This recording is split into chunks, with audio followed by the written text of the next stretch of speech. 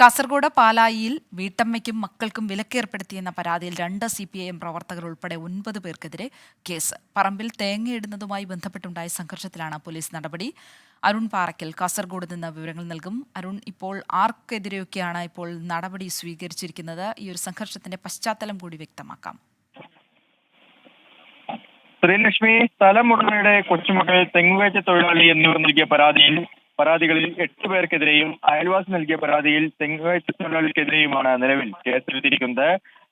ഇവിടെ ഈ പ്രദേശവുമായി ബന്ധപ്പെട്ട ഈ സ്ഥലമുടമ, അതായത് രാധയുടെ പറമ്പിൽ തേങ്ങയിടുന്നതുമായി ബന്ധപ്പെട്ട തർക്കമാണ് ഉണ്ടായിരുന്നത്. സമീപത്തെ തെങ്ങുകയറ്റ തൊഴിലാളികളും പ്രദേശവാസികളും ഉൾപ്പെടെയുള്ള ആളുകളും CPIMന്റെ ബ്രാഞ്ച് സെക്രട്ടറി ഉൾപ്പെടെയുള്ള ആളുകളും ഇത് ചോദ്യം ചെയ്തുകൊണ്ട് രംഗത്തെത്തുന്ന ഒരു സാഹചര്യം ഉണ്ടായി. തുടർന്ന് ആ വീട്ടുകാരും ഈ തേങ്ങയിടാനെത്തിയ തെങ്ങുകയറ്റ തൊഴിലാളിയും ചോദ്യം ചെയ്യാനെത്തിയവരും തമ്മിൽ തർക്കമുണ്ടായി. ആ തർക്കമാണ് രൂക്ഷമായിരുന്നത്. കഴിഞ്ഞ 8 വർഷത്തോളമായി ഉണ്ടാകുന്ന ഒരു തർക്കമാണ്.